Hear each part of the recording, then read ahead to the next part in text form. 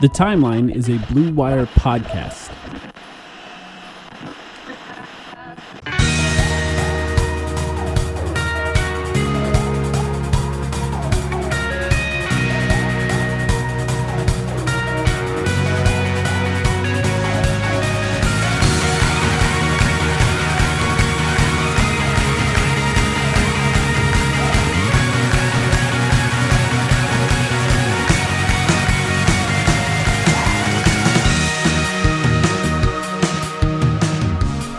Welcome to the Timeline of Phoenix Suns podcast. My name is Mike, here with Sam. How you doing, Sam? What's up, guys? What's up, Mike? I am doing well. Chugging along here in the NBA playoffs as the conference finals are set. I don't know if you want to talk about that at all. Do you have any... If I were to ask you right now on a scale from totally indifferent to having one team of the Final Four that you're like really rooting for, where are you? I think the only appropriate answer to that is rooting for the Pacers, right? That's like, it's the ethical option right now, isn't it? I mean, you can't, as Suns fans, you have two teams that have eliminated the Suns in the Western Conference Finals over the past few years.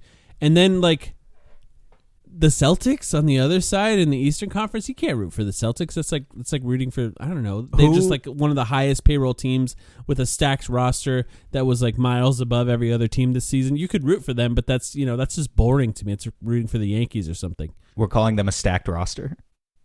Yeah. No, I think that's fair. I think that's fair. I only am pushing back on you a little bit because I think it's funny with the Celtics. Sometimes they are a stacked roster and sometimes they're not. The narratives with them kind of go both ways. If they fail, it's better to call them a stacked roster, right? Because then you can say, how did you fail with all that? Sure. Yeah, so look, I am rooting for the Pacers, I guess, because I like the Pacers. I was rooting for the Knicks in that series, but then, they just sustained far too many injuries. Tibbs finally killed all of them. On the Western side, it's interesting, right? Because I guess a lot of Suns fans don't like Minnesota either, and I understand why, but personally, just the fact that we were never in that series, like we just weren't in it. So there's nothing I can really say. I know Ant talks a lot of shit. I know Cat is corny. Yeah. I know Cat is corny as shit. I know Gobert is corny as shit. But honestly, like they're a mostly likable group to me, and just in comparison to Dallas, it's no competition. I need the Timberwolves in the finals. Luka Doncic cannot make an NBA Finals appearance. I need Devin Booker to maintain that advantage over him for at least one more year. So yeah, I'm rooting for Minnesota in that series for sure. We may watch some of those games on playback over the next couple weeks. We'll see. But yeah, I don't blame people either. The reason I asked is I don't blame people either if they're just tuning out. I get it. Who did you root for a couple years ago, just out of curiosity, based on what you said about the Celtics? Who did you root for when the Celtics and Warriors played in the finals? Did you just not care? Didn't watch. Yeah. I don't think I watched a single game that year in the finals. I just didn't really care. At that point, the Suns was just such an embarrassment, so it was tough to even be excited about basketball after that series, so that's where I was. And now I don't really feel that way, funny enough. It's just expectations were so drastically different for the Suns this year. The team luckily set expectations in a way throughout the season by performing badly a lot that you kind of were not surprised when they got swept. And look, they fired their coach after. And since the last time we recorded, there was an introductory press conference for the new coach of the Phoenix Suns with Mike Budenholzer being introduced to everyone except our friend Kellen, who didn't make it. But got some great questions asked to Mike Budenholzer. We watched it live on playback. It was fun to watch it. An emotional Coach Bud in that press conference where he talked about his expectations for the team. James Jones was there. No Matt Ishbia, which I think was a little bit of a surprise for me. Al McCoy was there, which was cool. But what did you think about that press conference? Yeah, it was a good introduction to Bud. I shout out to kind of I would just call them the usual suspects, the beat reporters who, again, you mentioned our friend Kellen wasn't there, but like Gerald Bourguet, PHNX, Dwayne Rankin with the Arizona Republic, like just the guys who we count on night in, night out to cover this team. They were there, and they were really the ones who were asking the important questions to Bud. Outside of that, there were other people who were there to ask their questions about, like, whatever, man. I mean, like, what it means for him to be an Arizona product and be able to attain this dream of his coaching this team. I think that's important, too. But what I was particularly interested was gleaning any insight we possibly could about what Bud's philosophy is as a coach and why he accepted this job and what he foresees as the future of this organization. Now, he wasn't willing to give us much.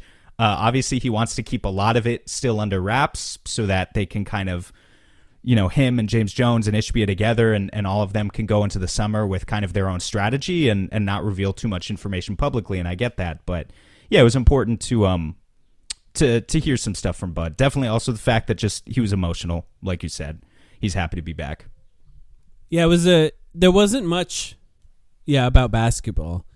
It was more about like Holbrook and the Suns as a whole, which was still kind of cool. It seems like a guy who really cares, wants to be working for the Suns. I'm excited. Like, I'm on the full hopium train for Coach Bud right now.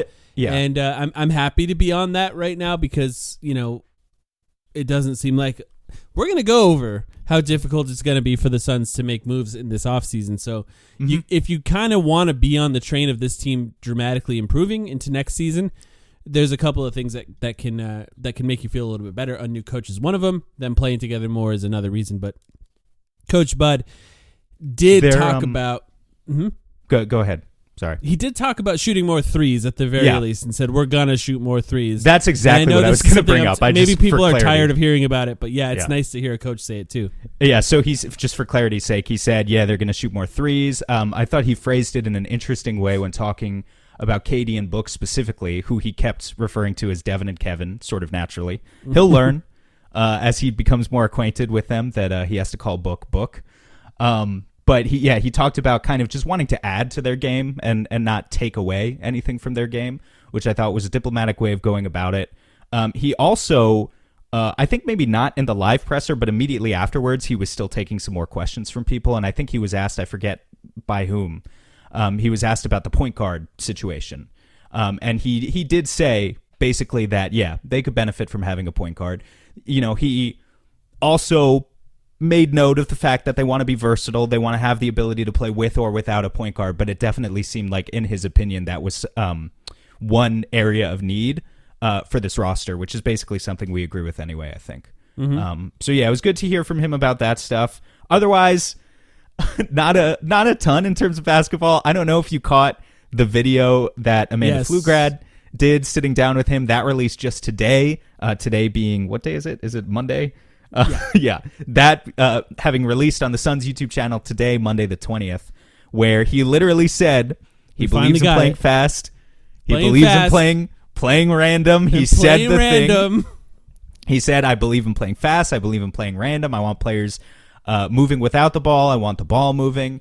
Not really stuff that not reinventing the wheel out here.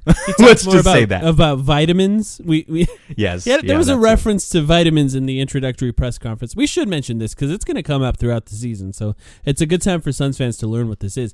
He mentioned vitamins in his press conference in a way that very much confused Sam and I. Like, we were like, is he really telling players to take vitamins?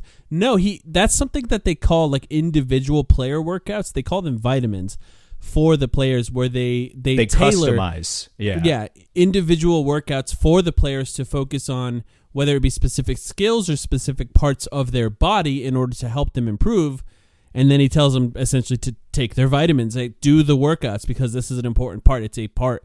Vitamins for your body, I think, is how he referred to them, which is a funny thing for him to say. So we're learning the lingo that comes with Coach Bud, which, of course, play fast, play random, take your vitamins, I guess, is something that we're going to be referring back to throughout the regular season. Excited for him to come on. That's the new 0.5 don't get happy on the farm. Yeah. for Budenholzer, excuse me. Yeah, each coach just has his own individual kind of language that you have to learn. And what is Frank remembered for? We know... Scrappy as hell. Scrappy as hell is, I think, the ultimate one. So I don't know. Look, bottom line here, and then I think we can kind of move on to, our pragmatic overlook of the offseason and biggest questions. But bottom line, just let's hope that this presser that happened last Friday ages better than this time last year. What happened with Vogel? I think we're definitely seeing a guy who is charismatic and is gracious to have this position and is very well respected around the league for good reason. Mm-hmm. And so, yeah, he's signed to a 5-year contract. Hopefully he actually has the chance to see it out. He did say one more thing in the Flugrad interview, by the way, which I thought was really funny. I'm not sure if you caught on to it, but where he mentioned that he met with Matt Ishbia and was talking about, did you catch this? Do you know what I'm going to say before I say it? I haven't watched the whole thing yet, no. Okay, so he was like, well, just kind of speaking to he was thanking Ishbia, I think, for believing in him, but the energetic presence that Ishbia brings to a room. He said that Ishbia was sitting in a couch and that he was basically jumping out of his couch talking to Bud to the point where Bud thought he was going to get into a defensive stance, is what he said, which was very funny. Because you can, knowing what we know of Matt Ishbia and his public appearances so far, you can just kind of envision him like shaking back and forth as he excitedly talks about basketball to a great basketball mind. Yep. Matt Ishbia famously says that he does not drink coffee. He doesn't need it. He doesn't need it. I'm still suspicious. All I'm saying. Some people don't need it, man. I'm suspicious of it. I think if you don't drink coffee, it's almost weirder than if you did.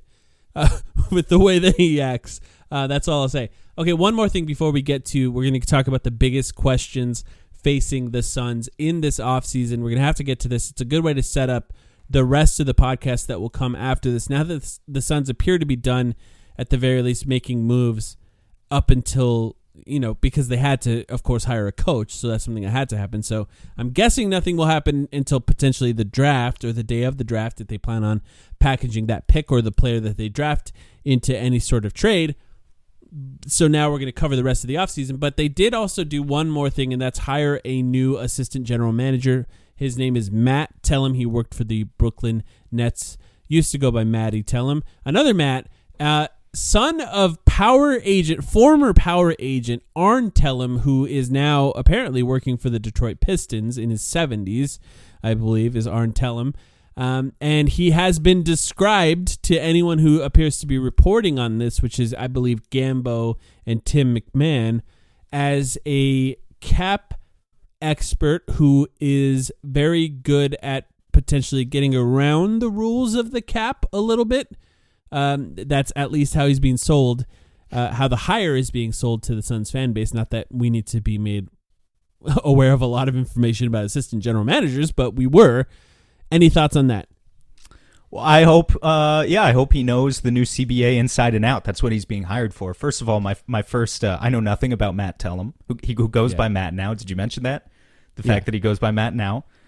Because Matty Tellem, to me, sounds like it's the most New Jersey DJ / radio host name I've ever heard, maybe. So I prefer Matt Tellem.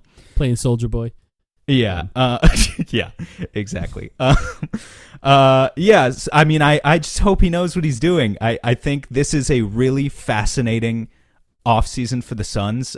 We always say that, but in particular this one, because of the lack of maneuverability, it's going to take a really, and we're going to get into more precisely why that is the case in just a few minutes, but it's going to take a bright mind to be able to maneuver the new CBA if you are looking to bring your particular brand of wisdom into the Suns' current front office. So I hope he has that. I hope he's not the type of guy who's going to tamper and lose a second-round draft pick going after a Drew Eubanks. The Suns' front office needed some more wisdom and basketball intelligence, and what can I say other than I hope he brings it? That's kind of how I feel. I hope that he does a good job. I think I'm very curious to know if there are like things that the CBA outlines that are maneuverable, that if the Suns are capable of doing anything that sort of skirts the rules a little bit. So I'm very fascinated to find that out. Gambo's one tweet about the fact that they hired this guy I thought was interesting, only because he mentions specifically 3-team trades. He said Tellem is very smart at a bunch of stuff, not just 3-team trades. There was other stuff in there. No, he did say that. You're right. But like I picked out that phrase in particular, and I kind of like turned it around in my head a little bit, and I was like, oh, okay. I wonder what they're thinking here, because up until then, I guess I hadn't been thinking about this summer in that context for the Suns. And so, yeah, we'll see. I mean, maybe they can do something just really fresh and throw everyone a massive curveball, and it would be a lot of fun, but they got to think outside the box. Yep. I'm interested to see how that goes.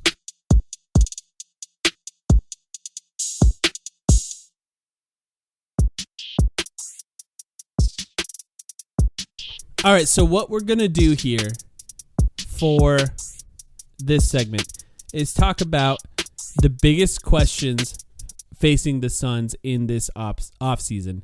And I think it's going to be a really fascinating offseason for many reasons. Now, in our last episode, we talked extensively about the idea of trading the player that they sent all of their assets out for in the previous regular season. Not this last one, but the one before that. That's Kevin Durant.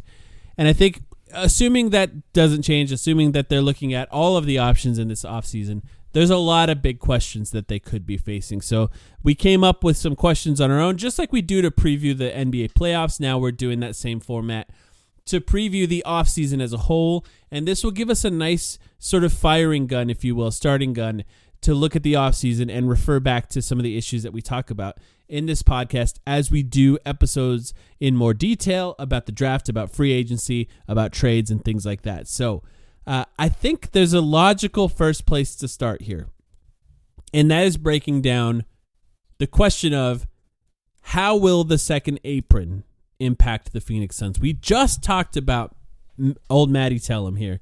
Tell DJ him, Matty. Tell him. Yeah. Tell him. So we know that they're aware of these potential issues, the Phoenix Suns, but there's going to be a lot of what the Suns do. Basically, everything that the Suns do in this offseason is going to be as a result of the rules that have been thrust upon them by the CJ McCollum. second apron. By CJ McCollum and Grant Williams, who knows, could be on the team at the end of this offseason. God. Hey, if you're trying to find Nurkic trades, man, does Charlotte Hornets come up pretty fast if you're trying to find a team willing to take a trade? We're going to get there in this episode. I've seen Grant Williams' name in those lists, and it just wouldn't be where I go first. That's all I'll say about that. So, how do you want to do this? You want to break down? I know we both have some. We have all of the restrictions here. Do you want to read some of the restrictions? We can talk about them. Yeah. So I don't know that I have an exhaustive list here, but I've got some of them at the very least. I mean, so it's so crazy to me. I guess here's where I'll start. This is going to be the episode where we do we've known this was coming, right? It's been in the news for over a year now. But this is the summer where kind of all of the restrictions really kick into place, and we're truly feeling the full effects of it for the first time, and not just us, by the way. But I think it's important to note that there are many second apron teams in the NBA right now, including really good teams like the Boston Celtics, the Denver Nuggets, the Clippers, the Warriors. I have a list of all of them, yeah. The Milwaukee Bucks, the Miami Heat. Did I miss any? Nope. Are there a couple more? Celtics, Nuggets, Clippers, Bucks, Timberwolves, Suns are expected to be in the second apron. The Heat are potential there. The Bucks could get out of it too. Yeah, those are the ones. So we've got a fifth of the league, even a little bit more, that's already in this super restrictive second apron that are incapable of trading with each other because of all of these various restrictions we're about to tell you guys about. And it just makes me wonder how the hell everyone came to agree upon this set of rules, right? Because, okay, so here's what it is. If you're in the second apron, what does it mean? A lot of you guys have already heard this spiel, so sorry if we're saying it for the millionth time, but we want to make sure everyone's on the same page. You can't aggregate salaries. You can't trade two players for one player anymore. It's out. You can't take back even $1 more than you send out. Back in the old CBA, there were these very loose salary matching rules that meant that you could take back up to 125% of the salary that you sent out. So if you sent out a player for $10 million, you could take back up to $12.5 million. Last year, those rules changed. And if you're in the first apron, they changed from 125% down to 110%. So it made the matching more restrictive. Now, if you're in the second apron, it's down to not a single dollar over. So if you send out $10 million, you can't take back $10 million and $1, which is much, much more restrictive than it used to be. So there's that. There's no aggregating Which, by the way, salaries. we should mention right here, that likely means no trades with any other team that's in the second apron. Because if both teams are restricted to not be able to take more than they're sending out, that means the only way to trade with a second apron team, because both teams are restricted in taking back salary, means you'd have to send each other the exact same salary. Right. Exact same salary, which is just very, very unlikely. It's like a paradox, right? And it's one of the reasons, again, that I question why they did this. It almost feels like they didn't even think of that. I don't know. I mean, this exception. It seems like it's artificially suppressing the demand for trades in the NBA once you throw out 6 or 7 teams that now just suddenly can't trade with each other. There's all sorts of things that doesn't make sense here. Okay, so you can't do that. No access to exceptions. Previously, if you were a tax-paying team, you were over the salary cap, you were in the luxury tax, you still had access to a taxpayer mid-level exception. This was something that allowed you to sign a free agent worth, I mean, it changes every year, but let's say $6, $7, $8 million under the current system, who is a decent role player, right? No longer do you have access to that if you're in the second apron. You also cannot use other exceptions, such as the biannual exception or other free agent exceptions. You are now strictly limited to veteran minimum contracts. The Suns this summer will be working with veteran minimum contracts just as they were last year. You cannot sign and trade. That is something that Mike and I just had to verify ourselves, kind of reading through the CBA. Go ahead. I did get more information on that just now, actually. It's thanks to, by the way, PHNX had Bobby Marks on. Some people put some information in our Discord about that. So you can sign and trade a player out of the Suns. So the Suns can send out a player like Royce O'Neal, for example, which is something Bobby Marks brought up. That's but you can't info. receive a player in a sign and trade. Okay.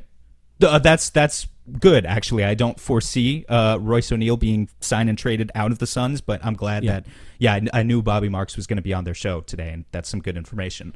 And probably I'm looking forward to listening to that one too, probably a very informative podcast. Oh, yeah. I mean, he's obviously knows way more about this stuff than you or I do. We're just amateuring our way through this.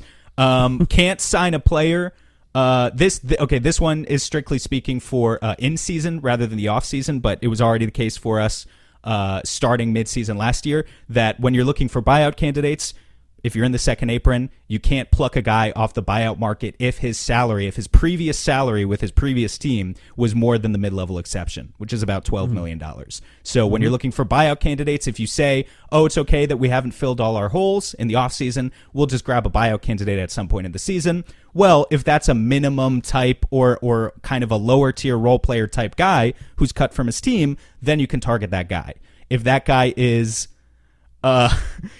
like this is a bad example because he did absolutely nothing in the playoffs this year. But if that guy's like Gordon Hayward, who, made like $25 or $30 million or whatever, and then suddenly he was traded for, but like, let's say for a second that he was bought out, you would not be able to target a guy who makes a lot of money like that. What am I missing? Because in case you have an exhaustive list, you probably have more. There is some, like if a team is in the second apron for 3 out of a 5-year period. Yes. Yeah. Their first round pick, if they have one, which they probably don't, but if they do, their first round pick is moved to the end of the first round. So they'd be picking 30th, or if the league has expanded by then, 32nd, basically the end of the first round. So they can't have a pick higher than the last pick of the NBA draft in the first round. So that is something that could impact the Suns if they continue to stay in it, because they're in the second apron last year, 23-24, and they could be, or they will be, in 24-25. And really, if they continue with these big three, the three that they have, any year beyond that, Kevin Durant is signed for 2 years, they will likely be in it next year, which would be 3 years in a 5-year period.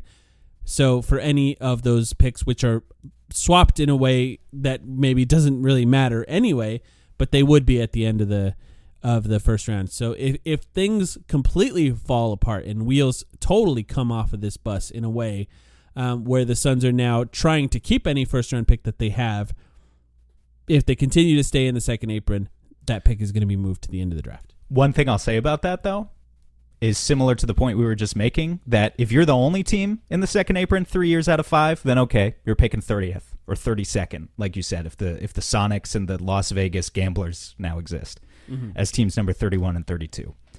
If 8 teams are in the second apron, Yeah, which very well may be the case. Mm-hmm. How are they going to determine the draft order? Is it like you put? It must be record. It must be record, but you kick all the second apron teams to the bottom. I don't know, man. Maybe you're still getting the 25th, 26th pick anyway. So we'll see. That's going to be really fascinating to navigate. They should have another lottery for the end of the first round. And the 27th pick goes to the Phoenix Suns, and then we all cheer. It's like a really sad, what's the guy's name that does the second round? Mark Tatum, is that his name? Mm-hmm. Yeah. He comes and he does the lottery for us. Okay, so yeah, I think that's the main things. I mean, the things that are going to impact the Suns the most are not aggregating salaries and not being able to take more than what you send out in a trade. Here's another one. This has nothing to do with the second apron, but I just want to make sure we're on the same page about this. We talk about what are the Suns' assets in terms of being able to trade this summer. They can trade Yusuf Nurkic by himself. They can trade Nazir Little by himself. Of course, they could trade the big three, but we talked about that last week. I'm operating from a more pragmatic approach this week. I'm centering myself again. I've done a lot of meditation, and I'm approaching this from that more pragmatic kind of state of mind where we're talking about they're probably gonna keep the big three, so they can trade Nurkic. That is one of my. This was getting into my other questions, but yes, that's okay. I just want to say this: they could trade Nurkic, they could trade Nazir Little. They can't trade Grayson Allen in case you planned on trading Grayson Allen because he just signed his contract extension. They can't trade Grayson Allen until October, so they could eventually do it. But if you were planning on trading Grayson Allen on draft night, then that's a no-go as well. Nothing to do with the second apron, but just pump the brakes a little bit on that. Grayson's going to get traded in October for the second year in a row, potentially, because that's basically when he was traded last year, if he does end up getting traded. But yes. Okay, so we have more questions. Like I said, we're going to get more into that. But let's talk about those options. Do you want to go first here? Because that one I think both of us had on ours. So yeah, go ahead. Sure thing. My questions are fairly philosophical in nature, actually, as I was trying to think about how I would approach this summer for this team in a universe where they keep the big three in place. Number one, here's my number one big question for the Suns this summer. Are the Suns smart enough? That's not the full question. Are the Suns smart enough to not dig themselves deeper into the hole? Okay. Here's what I mean by that. The Suns don't have a lot of assets right now. We know that. They are an asset-starved organization. I just talked about what can they trade. Here's what they could trade. They could trade Yusuf Nurkic. They could trade Nazir Little. They have a first-round pick, the 22nd pick in June that they could trade on draft night. They have a first-round pick in 2031 that they could trade on draft night or later. And they could trade Grayson Allen in October. That's about it. There's a couple second-round picks in there somewhere too, I think. But, that's basically it in terms of what we're talking about. And I think a lot of people, you're free to disagree with me on this, Mike. So I want to throw it back to you after this because I really want to hear what you have to say about this philosophy. But I think a lot of people are thinking about this summer for the Suns in the wrong way. They're thinking, what can we do to take the few assets that we already have after we've thrown basically everything out in pursuit of these three guys, this core? They're saying, what can we do to now take our first-round pick in 2031 and Nazir Little and turn it into another role player that allows us to win a championship next year, right? I think it's the wrong way to go about it. I think it's the wrong way to look at this summer. I think the Suns should be trying, rather than taking the sunk cost fallacy approach of, we've already thrown so many assets at this team, we might as well just trade everything else and go all in. I think they should be trying to recoup assets out of the players that they currently have. And to some people, that might sound like what I'm saying is that they should sell off players. That's not exactly how I mean it, though. I think if you're really a believer, specifically in Mike Budenholzer, this big hire that you just made, if you're really a believer in his ability to build a system, a coherent system that has an identity and allows role players to be the optimized best version of themselves, if you're really a believer in that, first and foremost, as well as you're a believer in the big three and their ability to make the players around them better, then you should not be afraid to take risks this summer. And you should not be afraid to First of all, any player the Suns could possibly sign on a minimum contract, we already know is going to be a player that comes with massive question marks and massive constraints, and you're not like, so that's its whole other thing, right? Those aren't going to be sexy names. But I'm talking about the trade market. You shouldn't be afraid to take risks, to take on players who are maybe viewed as negative assets in another system. Because if you believe in Bud and you believe in the big three, and you think you're going to build a system that really is worth giving a damn about, that is worth being considered a championship contender, then I think they should be able to kind of lift all boats no matter what players you take in. And in the process, rather than send out the last couple of picks that you have, maybe you can take in more picks, even if they're second-round picks. I'm not even necessarily asking for first-round picks. If you can take in second-round picks, then you have, what you have specifically is a stronger shot, not just at you can build a team that can compete for next year, but more than that, you can build a team that can compete, that can keep its window open for the next 4, 5, 6 years, even as Kevin Durant ages out of the NBA, even as Bradley Beal ages out, right? So that's my big approach. Like, here's my big thing off the bat. I don't want the Suns to trade their pick in June. I don't want them starting to do it. there, which makes sense. I'm starting right there. And maybe you disagree with that. I think James Jones probably disagrees with that. I think I'm going to be disappointed. It's part of two of my questions, I would say, but yes. I don't think a smart organization would just trade their pick.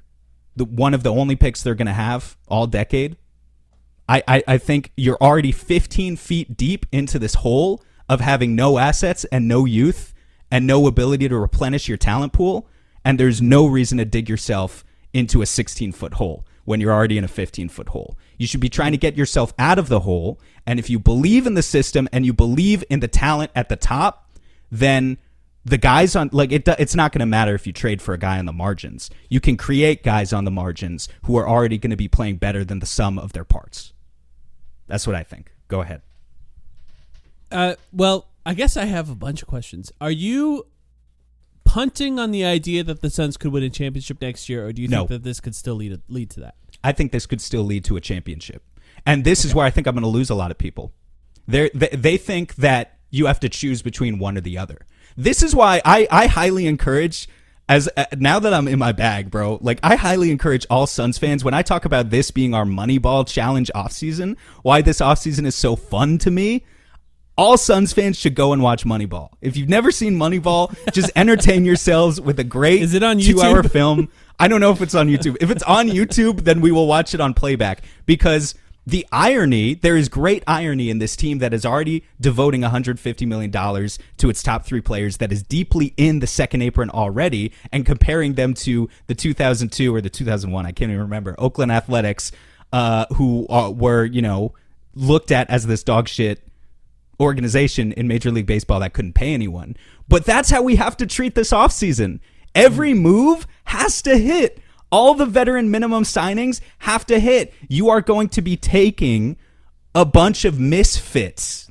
You're taking a bunch of misfits and molding them into a coherent team that can be more than the sum of its parts. That's the challenge of this summer, and it is a super fascinating challenge to me. But to answer, wait, just real quick though, to answer your question, I don't think it's true that you have to choose between opening your championship window for as long as possible, and in doing so you would minimize your chance of winning a championship next year. I think it's possible to have, let's just say, because this is the era of parity, you can have a 20% chance of winning the championship next year, and just next year alone, by trading for your first round picks for a couple role players, or that's option A, or you could have a 20% chance of winning a championship next year and maintain a 20% chance of winning a championship for the 5 years after that by taking a slightly different approach. I don't think it's a zero-sum game.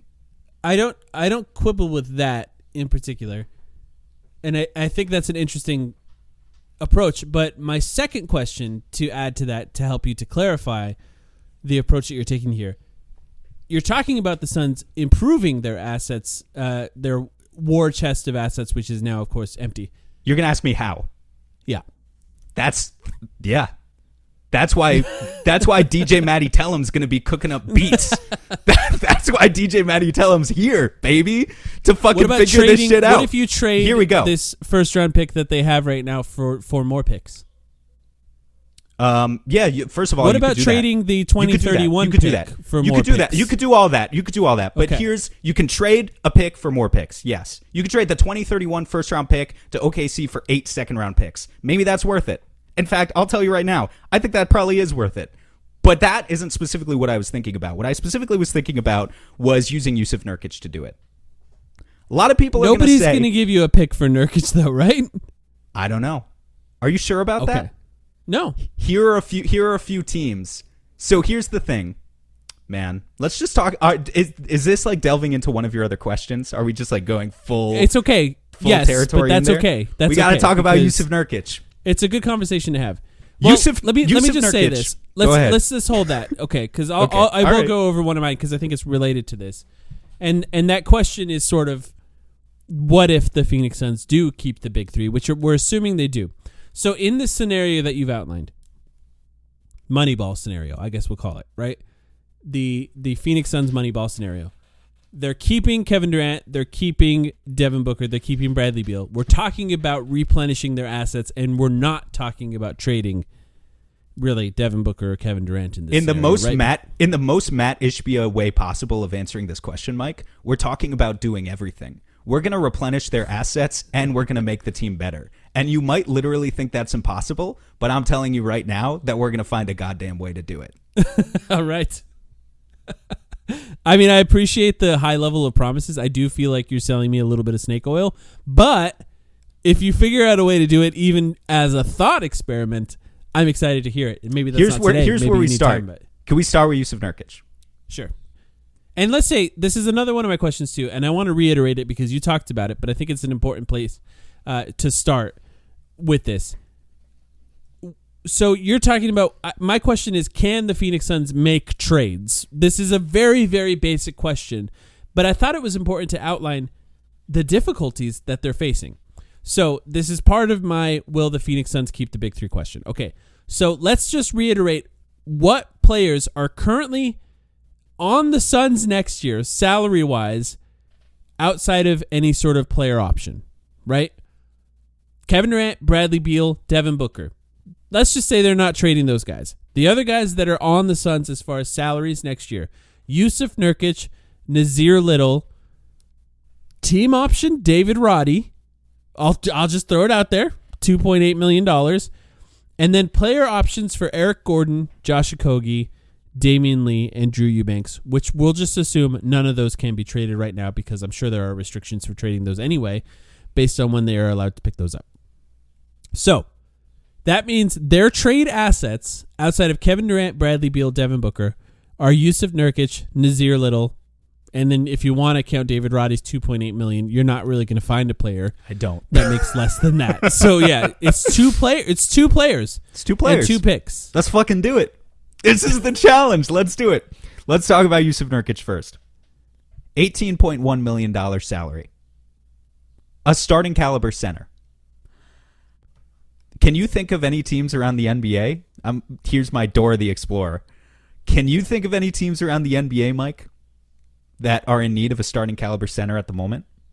Perhaps one that just, in embarrassing fashion, got bounced out of the second round, in no small part due to their lack of size. You talking about the OKC Thunder? And inability to rebound? I might be talking about the Oklahoma City Thunder. Mm-hmm. Might be talking about the Oklahoma City Thunder. Who right now has an absurd amount of cap space if they want it next year. Yes. The Oklahoma City Thunder are not one of those teams where... So any team, because Nurkic has this $18 million salary, we know that any team can't send the Suns more than $18 million back. But some of them that have to play by the typical salary matching constraints could only send the Suns $15, $16 million back. Then you have other teams like the Oklahoma City Thunder with cap space that could send kind of up to them, you know? So like I wrote down here, if the Thunder wanted to play it by the normally, by the normal books with salary matching, The closest player comparison they have on their cap sheet to Nurkic is Lou Dort. They could send the Suns Lou Dort. Now, I'd be happy to have Lou Dort. He's a playoff rotation player. He can play in the playoffs. I think he's overrated, to be entirely honest with you. I think a lot of people overrate Lou Dort. I don't think probably makes a little too much for his skill set, but that's not his skill set. His skill set is that he's an awesome point of attack defender and he shoots threes. Outside of shooting threes, he has no offensive value. He doesn't do anything else on offense. There's no self-creation potential there, as far as we know. He's been in the NBA for like 6 years now, so I think we'd know. But honestly, I think Oklahoma City looks at Lou Dort as a guy who played 35 minutes per game in their playoff rotation this year, and they're probably going to say, look, we know we need rebounds. We know that Presti is in a little bit of a pickle right now because he just did nothing all season, and so now there's a lot more pressure on him to actually do something this summer to tangibly improve the team rather than just falling back on continuity again into that trap. But they're probably going to say, we don't even want to give you Lou Dort. We don't think Nurkic is worth Lou Dort. Okay. Well, the benefit, if you're the Oklahoma City Thunder, is you have cap space. And so you can kind of choose. You want to give us Josh Giddey? Fine. Josh Giddey. I think a lot of Suns fans wouldn't be excited about the prospect of getting Josh Giddey. Would you be more excited about the prospect of getting Josh Giddey and 4 second-round picks for Jusuf Nurkic, Mike? I'm here to tell you right now. I'd happily do it. I do Josh Giddey, 4 second-round picks. You want to say that Josh Giddey isn't exactly what the team needs right now within their fit? Guess what? Grant Williams wasn't exactly what the Dallas Mavericks needed when they acquired him last summer. Midway through the season, they turned him into P.J. Washington. You can flip guys 6 months from now. It's not a big deal. You want to give us Josh Giddey and give us 4 second-round picks? Even better. I mean, I would probably start with asking for Josh Giddey, Jay Lynn with an I, Williams, and a second-round pick. Isaiah Joe, maybe? Isaiah Joe. Cason Wallace. They're not going to give us that. But, the point is, the Thunder have so many young players that you just give us one, and they have so many picks, they literally can't even use them all. And here's the big thing. They are now a playoff team. This is the difference between the Oklahoma City Thunder now versus the Oklahoma City Thunder last year. They are now a playoff team with expectations. You don't just get to be the fun, scrappy, upstart young team with no expectations riding entirely on vibes forever. We know that better than anyone else as Suns fans because we were that team for one season and then suddenly we lost in the finals and then there were expectations and then you have to actually get to work and do the hard work of, you have this war chest of assets. Other teams know that you literally can't draft 50 players in 6 years. So guess what? Give me your picks. Give me your picks. Give me Josh Giddey and 6 second-round picks. The price yesterday was 4 second-round picks. Now it's 8 second-round picks. And you're going to say that he's going to say no? Okay. Yeah. How many starting caliber centers are on the trade market? How many other starting caliber centers? Okay, all right. Couldn't they just sign Valanciunas? All right, so I'll keep Nurkic, whatever. And we'll just ride into next season. To me, it's no skin off my back. If we're going to run it back, we're going to run it back. But I'm going to ask for my picks. I'm coming for those picks. I am keeping this team's championship window alive. No matter what I have to do, I will scratch and claw my way back to giving this team a future, Mike. That is what I am trying to tell you people right now. We're going to give this team a future again, and we're not going to sacrifice their ability to win a championship next year in the process because you might not be happy with Josh Giddey or whatever. Yeah. But we could flip him. It's not a big deal. Or honestly, we might even be able to reform his value. If you really believe in Bud, we might be able to reform his value. Just real quick, because I know, I can already tell this could be like a 2-hour podcast if we wanted it to. Mm-hmm. Other ideas. San Antonio Spurs. Do the San Antonio Spurs want Zach Collins as their starting center indefinitely? Or do they want an upgrade? They could have that debate. Give me Trey Jones and a first-round pick. Give me Trey Jones and a first-round pick. You don't even want Zach Collins in this scenario, or is he making too much? He makes 16, and I'd rather have Trey Jones making 10. Give me Trey Jones. He's a point guard. He doesn't turn the ball over. He'll distribute to our star players. But more importantly, you have picks. Give me one of your picks. Give me Atlanta's 2025 first-round pick. Not even your own first-round pick. Shouldn't be that much to ask for. Just give me picks. You don't like Trey Jones? All right, fuck it. I'll flip him 6 months from now. It doesn't matter. Give me picks. Stop blowing our future. Right. Stop blowing your children's future.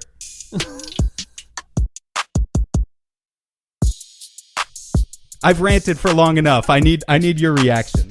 I like all of the ideas. I think that the concept of somehow getting a pick out of Yusuf Nurkic is probably unlikely. Charlotte Hornets. You start Nick fucking Richards, or is it Mark Williams? I can't even remember which of the two they start. Neither of them are good. I'm giving you Yusuf Nurkic, and you're giving me Davis Bertans and 3 first-round picks. They could be protected. They could be in 2032. I don't care. Give me picks. That's not bad. We're going to find a way. We're going to find a way. That's what I'm saying, folks. We're going to find a way. If you're finding a way to trade him for what's also considered an asset that's like just kind of, I mean, not untradeable, because I think every single player in the NBA is tradable, and except for Bradley Beal, because Bradley Beal is the one that decides that. But if you're trying to find an asset that's not viewed as a good asset, like somebody like Bertans, who's just like, what is he anyway? He's probably not going to play much for any team that he's on. Then I could see a scenario where it works out like that, and that's a little more likely.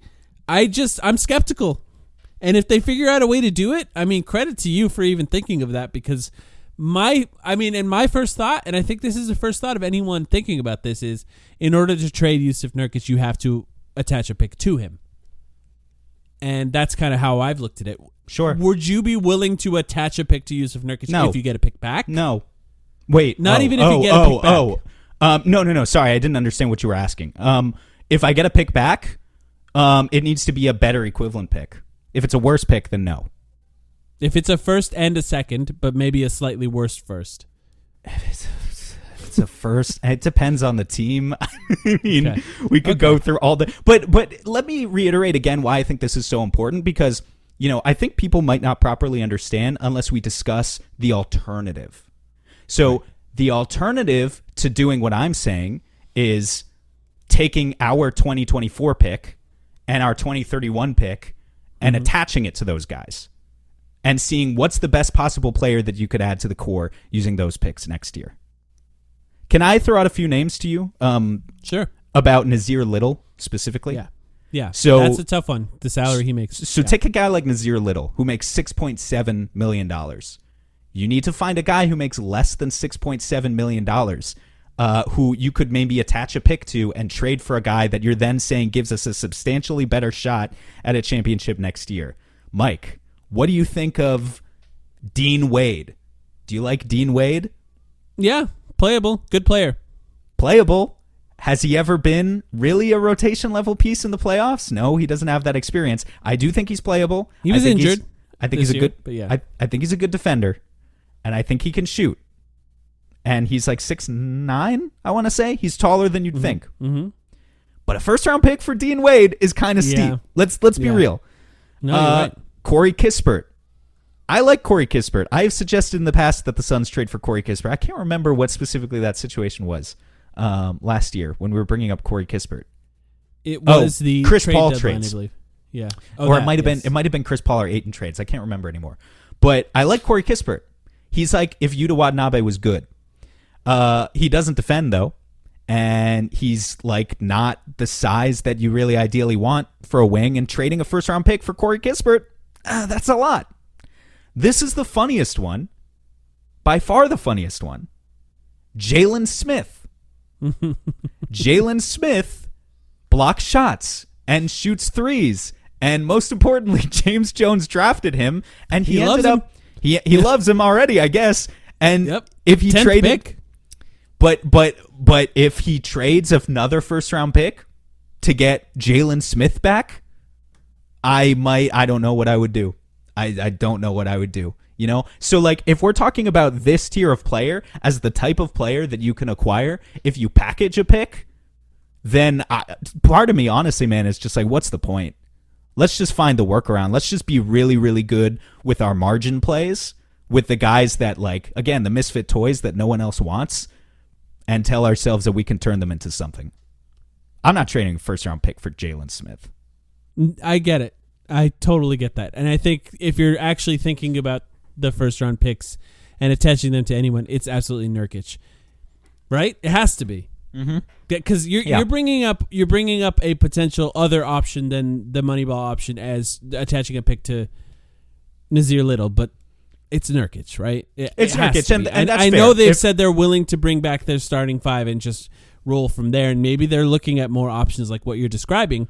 Yeah, but it's Nurkic. So yeah, you're right. And just to address that, obviously you'll get better trade value if you attach a first round pick to Nurkic, and now you can take maybe. If you're trading the pick on draft night, now you can take back maybe $20-ish million or whatever in the form of 2 role players, or maybe just in the form of 1 player. But likely it would be you're getting some depth, right? You can trade him for 2 players. I'm still just uncomfortable with the prospect of trading this year's draft pick. I look at a player like Derek Lively, who was a 19-year-old rookie and is currently kicking ass in the playoffs for a Western Conference Finals team. And I know that's not even the median outcome for rookies, right? You can't expect most rookies to contribute so much to a playoff run in their first year, especially not 19-year-olds. He just turned 20 like a couple months ago. But I look at that, and I look at teams doing that, and the thought of the Suns just punting one of their only opportunities to get a player like that over the next several years so that they can get, who knows, I haven't been sold on a name yet, just kind of makes me sick. It honestly kind of makes me sick. This is not realistic. I'm just looking at salaries right now. What about Yusuf Nurkic and both picks for an expiring Lauri Markkanen? Yeah, I mean, in terms of talent, fine. Lauri Markkanen's not getting traded this summer, though. He might. I mean, he might. That Jazz team they've multiple years in a row shifted to being worse at every opportunity that they could potentially have the opportunity to do so. And if it's possible that he doesn't want to stay there because he is a free agent, unrestricted, after next year, it's just a thought. I'm not saying that it's even a possibility, but I do think there's a chance that teams are going to look at that 2031 pick from the Suns and say, yeah, I think I want that. Yeah. And that might be a type of thing the Jazz look at. Lauri Markkanen's awesome. And if Lauri Markkanen is legitimately available this summer for Yusuf Nurkic and 2 picks, then I think I have greatly misunderstood the trade market.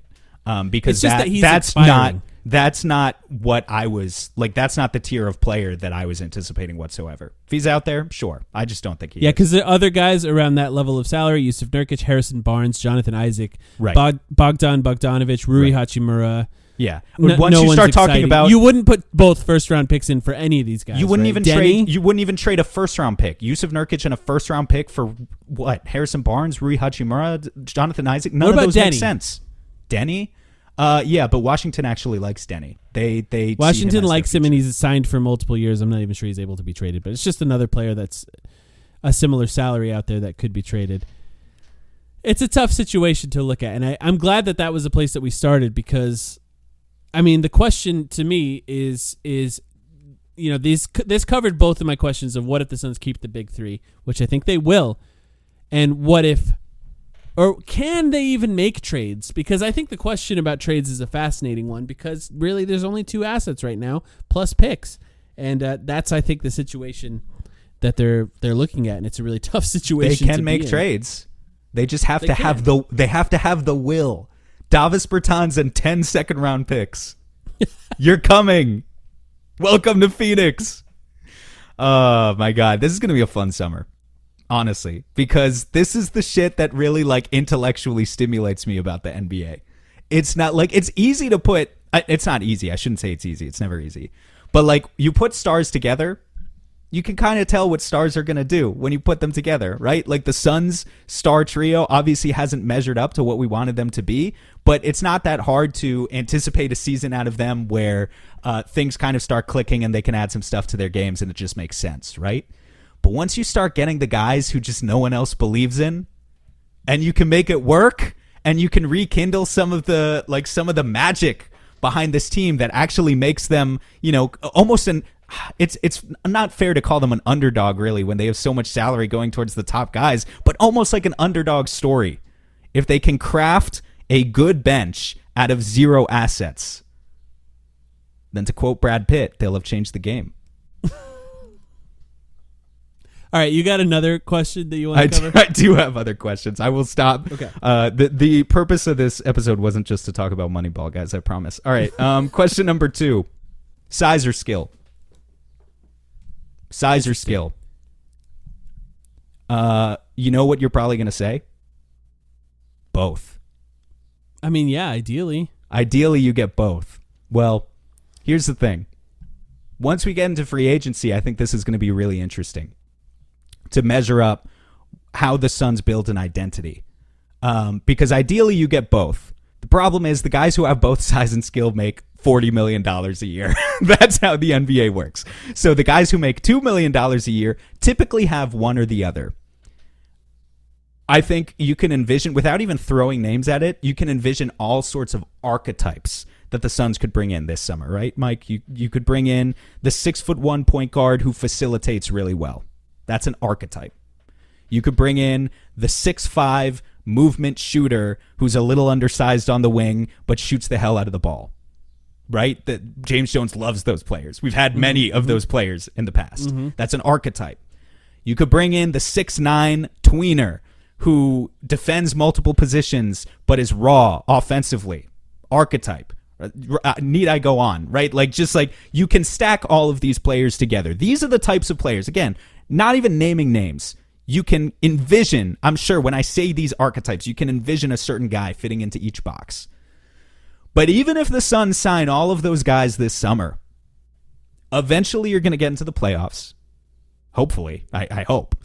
Eventually you're going to get into the playoffs, and eventually you have to come to the same conclusion that every coach does if you're Bud. I keep hesitating, by the way, between Coach Bud and Coach Budenholzer. They should be standardized. It should be Coach. It should be Coach Bood. Interestingly, in the press conference, he said that his name could be pronounced as Budenholzer or Budenholzer, which I don't know.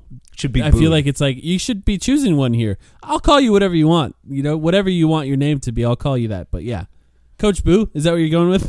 Bood. You got to pronounce the D. Bood. Okay. Yeah, it's Coach Bood. Well, depending on how he performs, he might be Coach Bood. He might be. I hope not. Eventually you get into the playoffs and you got to cut down to the same 6 or 7 guys as everyone else if you're playing in the conference finals, whatever. And that's where the fun starts, I guess, again. But that's also where you have to make the difficult decisions. Are you going with size or are you going with skill? And I'm really curious to see what Coach Bood wants to do and what James Jones wants to do. Because I think their philosophies traditionally have been leaning heavily towards, well, in the case of Bud, really the Bucks were both. And this is sort of the problem, is that the Bucks really did a good job of being both exceptionally large with their front court and having a lot of length, even their perimeter guys, honestly, and still being quite good shooters. Meanwhile, even that Hawks team was pretty large positionally that Bud had in the past. Meanwhile, everything that James Jones has done in his son's tenure to kind of give the Suns an identity, I honestly feel has been leaning towards the skill side of the spectrum. And more specifically, the shooting side of the spectrum. He likes guys who can play make. He likes guys who can shoot. It's not as big of an issue to him if they're not big, if they're not huge. That's kind of what he's gone. We saw it when you leverage a bunch of your future into bringing Chris Paul, and Chris Paul becomes a huge part of your organization who's now logging heavy playoff minutes, and you need to build a defense around him so that he can't be targeted, right? You see it when you trade a first-round pick for Landry Shamet, a movement shooter who is 6'5". Obviously did not work out, but there's a reason behind that philosophy there, and it's that James Jones was favoring skill over size. There's a reason you start Grayson Allen as your small forward, and in some cases, even your primary point of attack defender for much of the season, because you value skill over size. And I'm just curious to see how that kind of wavers this season, if at all, and if we kind of see a different strategy out of James Jones, because they don't want to sacrifice shooting. They absolutely don't want to do that. But I think even just watching this playoffs, you see the value of consistent defensive length across multiple positions and kind of being able to create havoc in a way that maybe the Suns just haven't had, and they probably kind of resent the fact that they don't have right now. I think a clear, easy thing that you could do that I know both of us agree with for a fact is you bring in a center who shoots threes, and that helps a little bit because now you've got a little bit of size and a little bit of skill. So now we're talking trading Nurkic for Markkanen and Grayson Allen for Wendell Carter Jr. We've solved it. We solved the Suns, right? Okay. Perhaps. That'll do. Yeah, it's a fascinating thing because I do think it's an interesting point in the NBA where what's working right now, it's kind of hard to say if that's going to work next season. And I think part of that is just because the closeness of teams in skill is so, the parity itself is so close at this time that so much of what dictates what people think may be a trend could just be boiled down to that's just because of the way the matchups worked out in the NBA playoffs. So I do think that a team like the Minnesota Timberwolves kind of shows how important size can be. I also think on the other side of that, the Knicks, they kind of play small guys, like kind of across their roster in general, and they're pretty successful on the back of some insane coaching and, of course, Jalen Brunson being otherworldly throughout the NBA playoffs, but they were pretty successful doing that outside of, breaking down entirely, which may be, by the way, size related. It could be if you think about it that way. But yeah, it's a tough season where you're trying to figure it out because I do think the Suns, the moves they made in the previous offseason were to attempt to create a team that could potentially beat the Denver Nuggets. I do think that was their goal. They never even got that opportunity. And in fact, the team that beat the Denver Nuggets looks nothing like the Suns. So it's an interesting question. It's another, like you described, a philosophy. What word am I thinking of here? Philosophical question. Yeah. There you go. I don't know, thank you. You have to walk me right to it.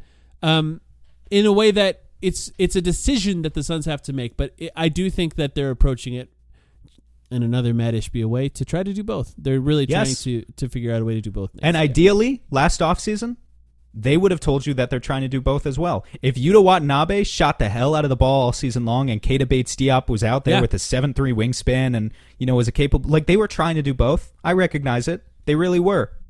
Just didn't pan out. They got to try again. And this time it better work. I got one.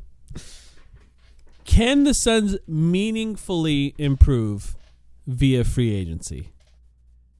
Now, this is a tough one because you and I, we really enjoy our free agency podcasts. In fact, I would say a lot of work has been done. There's nothing like a lot of work has been done on this podcast to preview free agency, including a series of videos that people still watch to this day that you made. And the Suns can't sign anyone above a minimum contract. And the reason I think it's kind of an interesting point for them is the Eric Gordon signing last year was, I mean, by all people who covered it, considered kind of a home run for them, right? And now, what is it? It's kind of a disaster, right? I don't think it was a disaster. I don't look back at it. I think Eric Gordon's probably not going to be back with the Suns next year. Do you think he had a good time on the Suns this year? No, but I don't know. Is he like a joyous person in general? I don't know enough maybe about not. Eric Yeah, Gordon. I don't know. We didn't get a lot of him this year, so yeah. I feel like I look back at it as mid. I would describe the Eric Gordon signing as thoroughly mid. He had important moments, but his body kind of gave out. If you're thinking about the idea of ring chasing guys, then that went badly. Like, it went poorly for the Suns. The idea of continuing to sign potentially ring chasing guys that are later in their career, I would say that Eric Gordon situation did not work well in the Suns' favor as far as trying to convince guys to come over to the Suns. Not only did he not play as much as apparently he wanted to, or get as many shots as he apparently wanted to, his body maybe broke down throughout the season. We have no actual way of knowing this for sure because he'd never admit to it. And then it seems as though he does not want to be back on the Suns next year. He's probably going to go somewhere else where he has a better chance, or a perceived better chances of winning the title. So for the Suns, there's like best case scenario minimum free agents for them, like Batum, I think is probably one of them. But can they convince him that this is his best opportunity to win a title when he has other teams that he could potentially go to on that minimum deal? Yeah, maybe six or seven other teams that will be offering contracts that he'll look at and say they have better chances at a title, just as currently constructed. I think it's an interesting question, for sure.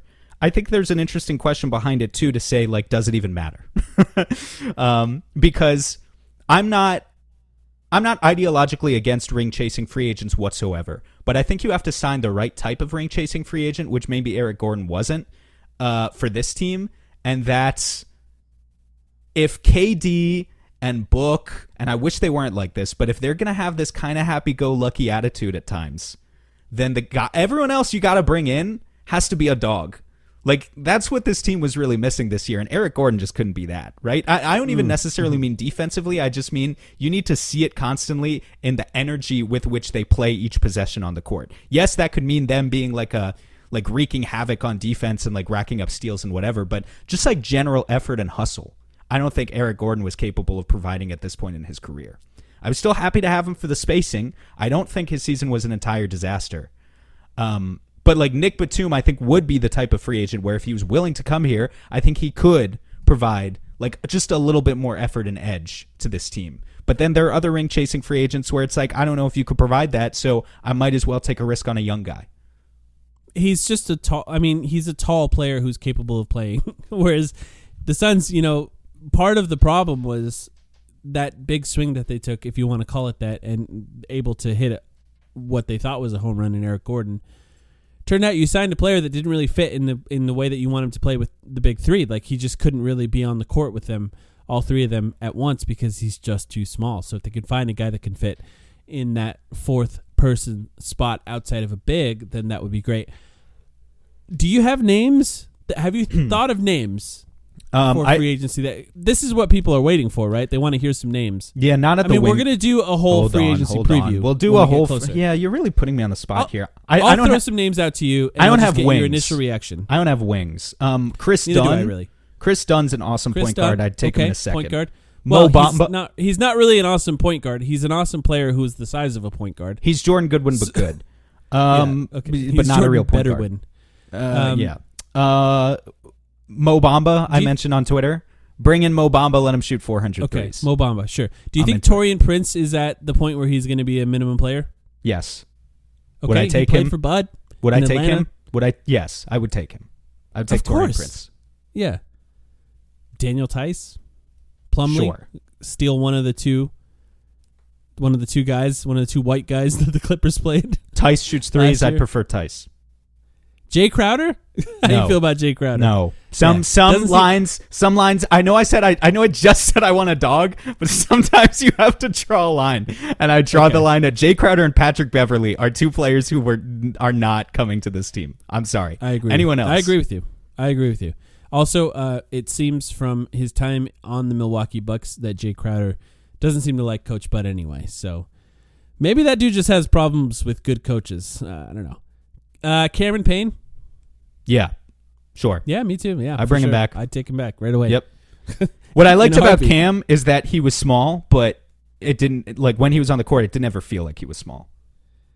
He played hard. He also was one of the best players in the NBA in pull-up three-point shooting percentage last year. Oh, yeah, for sure. Did you say another name after Cam? No.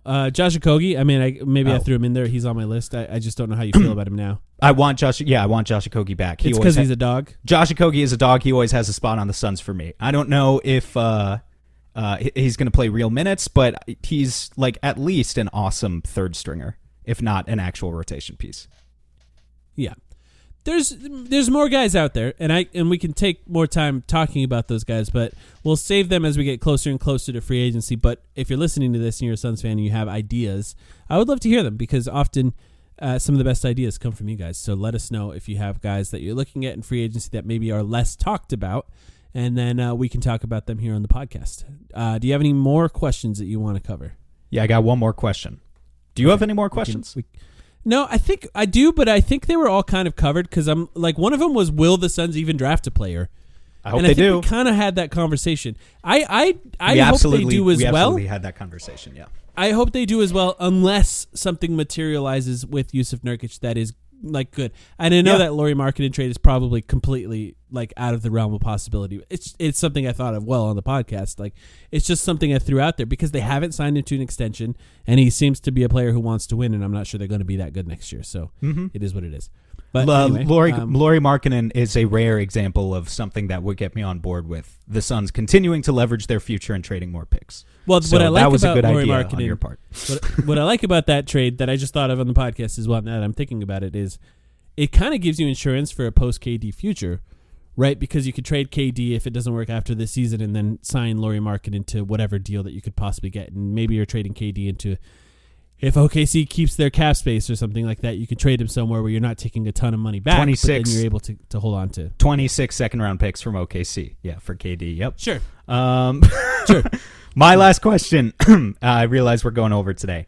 But it's just, what can KD and Book add this summer? You know? You're only going to go Are as they going far. to take their vitamins? Are they going to take their vitamins? Are we going to have to shove their vitamins down their throats? Can they even swallow? Are they one of those people? Are they those guys who can't swallow pills? Do we need to liquefy their vitamins, their workouts? How are we going to do it? You're only going to go as far as your top guys can take you. Notice I didn't even put Beal in this conversation because I'm more depressed and pessimistic about Bradley Beal as a player. I hope he comes back, and I hope he has a great time playing basketball. I'm not convinced that Grayson Allen isn't a better player than Bradley Beal next year. Yeah, if you're KD, it's a possibility. That's all I'm saying. If I you're think KD Bradley and Book, Beal overall is much more skilled, but as far as the positions that they put in on this team, I think Bradley Beal has the ability to be a lot better. But we'll see. If you're KD and Book, you need to add some stuff to your game. You need to practice playing with each other. Luckily, they're playing in the Olympics, so that shouldn't be too much of an issue. And you need to practice, like, how are you going to look better playing next to each other in a way of attaining a level that we just never saw from them consistently this year, right? So kind of all that. Yeah, that's just kind of my general question about those guys. It's nothing special, just they need to be a little bit better. It's a weird offseason for them, too, because the bright side, I guess the downside almost, is there's the Olympics, so they've got that to worry about. But they also have more downtime than usual because they were knocked out so early. You know, if you're Devin Booker, like you've been maybe a little bit more used to at this point having these shorter off seasons. You've at least been in the second rounds, if not the finals, for the past few years. Now suddenly you're knocked down the first round. Okay, reset your body for a couple weeks. Get the vacation in Cancun out of the way. In the first 2 weeks while everyone's playing in the second round, and now get back in the gym. You have more time to work on your game. We'll see. I like it, and I think it's a good place to end us here because that ultimately is the biggest and most important thing. And I think, although you didn't include him, really, we should say that Bradley Beal is included. Bradley Beal as well. Because what we got out of Bradley Beal last year was just nowhere near how good he can be, and that's why my expectations have been so dramatically lowered. He can absolutely raise them in a way if he was, I don't know, better utilized, more bought in, or if they just understand how to play together better. Or, by the way, because this is part of it, and it's something we've talked about a lot, if they're all on the same page, because I don't think they were last year. Because they weren't on the same page as their coach, I don't think. I think that he was begging, and the coaching staff were begging them to do things that they just were not doing throughout the years. So there was something missing there. So they need to be all on the same page of their coach and with each other, and that'll ensure that they can all be maximized to the best possible degree. And that includes Bradley Beal, Kevin, and Devin, as Coach Bud said. I got one stat here that I looked up. All right. Lou Dort took more pull-up threes per game in the playoffs than KD. No. Brother, it is time to come home. It is time to embrace a new strategy, my friend. You got to be better. You got to be better than Lou Dort. There's your objective for next season, KD. Be better than Lou Dort. Be better than Lou Dort. Yeah. So yeah, there you go. Anything else before we sign up for this one? No, I think